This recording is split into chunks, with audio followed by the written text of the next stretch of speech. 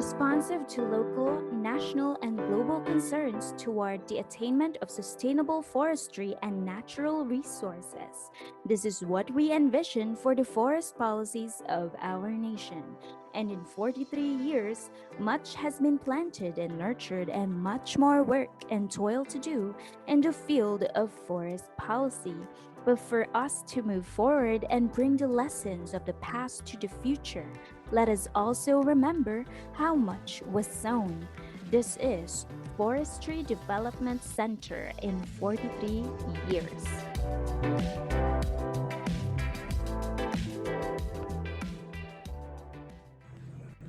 As we all know, the Forestry Development Center derives its mandate from Section 11 of Presidential Decree 1559. The pertinent portion of this section in the decree is given hereunder. There shall be established in the College of Forestry, University of the Philippines at Los Baños, in coordination with the Department of Natural Resources and the Wood Industries, a Forestry Development Center which shall conduct basic policy researches in forestry and develop or help develop an effective machinery for forestry policy formulation and implementation. The decree was signed into law on June 11, 1978. Good governance is a necessary condition for sustainable forestry and natural resource management. An essential component of good governance is a relevant policy that is effectively implemented. In this light, the role of FDC in policy development and policy advocacy, as mandated in Presidential Decree 1559, can be easily and best appreciated. It is truly because of the people before us that paved the way for FDC to continue to link science and policy in forestry. In celebration of more than 4 decades in serving the interest and welfare of the forestry sector, promoting human development, this is a glimpse of how FDC links science and policy through the stories and narration of our former directors. I was director in 1991 to 94. We did not have in our staff a PhD holder, but we had FDC fellows coming from the various units of the college and the university. But even with this, the FDC was lucky because it had very capable and dedicated staff to carry out its mandated function as a policy research institution, serving the interest and welfare of the forestry sector and the Filipino people. The center also made use its dedicated and capable staff in generating research projects that provided relevant scientific data and information, the bedrock of defensible policy recommendations, promotive of forestry and human development. We conducted a number of monitoring and evaluation activities in selected CBFM projects, the outputs of which help in updating the implementing guidelines of the CBFM. The FDC also came out with a manual on forestry regulations in close coordination with the FNB under the DNR. Among the important, almost regular activities of this FDC at that time is the conduct of the National Sectoral Forum on Watershed Management. As early as during that period, they were able to develop a practical toolkit of problem reviews, project evaluation reviews. No? Yung 4Ds, alam na alam nila yung tinatawag na diagnostic stage, identifying the problems of the policy, Pagkatapos yung discovery stage where we were able to identify the problems of the users, no?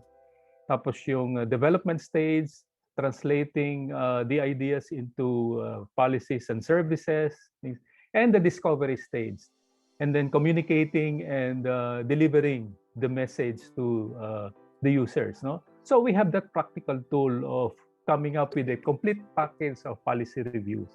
I am aware that policy research in forestry and natural resources is expensive because of the need to gather data on the ground, where most of the remaining management and operations are in remote places. Of course, secondary data may be used for trending type of policy research. Basing policy research using both secondary and primary data and information is important in order to get the attention and support of our policymakers.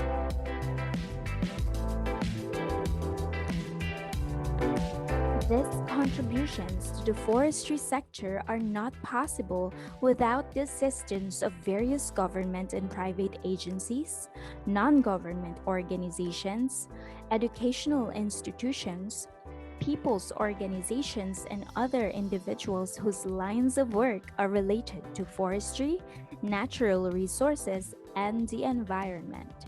Thus, it is important to nurture these relationships for the center to fulfill its mandate. So much changes have occurred in the last 43 years. Changes in human, social, economic, and environmental forces, including forestry. These are expected. Thus, we have to continually grow and develop as a policy research team and institution. Review the law that created the Forestry Development Center and improve on this by expanding its mandates to include not only forestry policy studies, but also studies in the environment and natural resources. A provision for FDC support studies required by the government agencies who are implementing existing laws must be integrated into its revised mandates. A champion from the college or from the center should work on this with the lawmakers to ensure success. To enable FDC to make greater difference, first, a more concerted and massive policy advocacy drive through a stronger strategic alliance with the SFFI, Forestry Schools Alumni Associations, National Upland Development Council, Federation of CBFM organizations, and all other stakeholders to put more pressure on Congress, particularly the Senate, to approve sustainable forest management bill. And second, a more focused policy studies and advocacy aimed at toppling down the formidable barriers to more effective implementation of priority policies and programs. I am very much aware of the long-term advocacy of Forestry Development Center to promote sustainable forest management.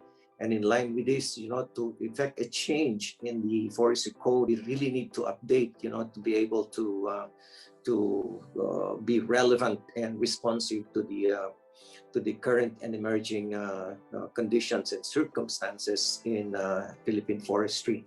But having said that, I am very sure that you will continue to be able to do your job, considering that you have full complement of dedicated and committed personnel. And I'm very sure also that your supporters, your partners, your colleagues in the college and in the university are willing to continue to support you.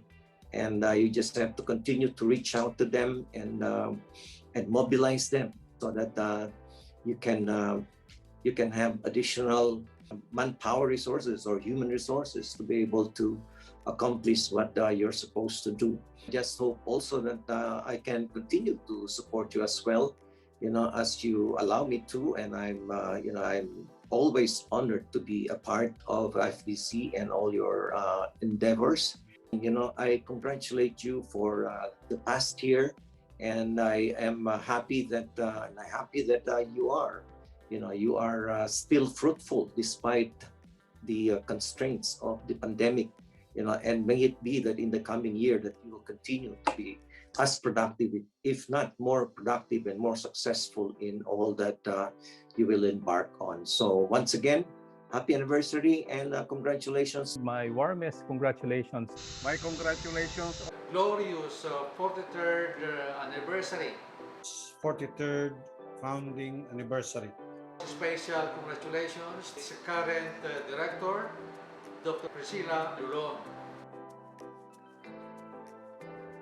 The unique position of the policy think tank of the college, given that FDC is the only research center in the university that was mandated through a presidential decree, we recognize that there is a need to further develop as a research team and institution. Indeed, in a span of 43 years, much has been sown in forestry policy formulation, policy research, and in communicating research results through policy forum and publications, and much more still to be nurtured. At present, Dr. Priscilla C. Delom is the first woman and reps or research and extension and professional staff to ever head FDC and lead the center towards linking science and policy.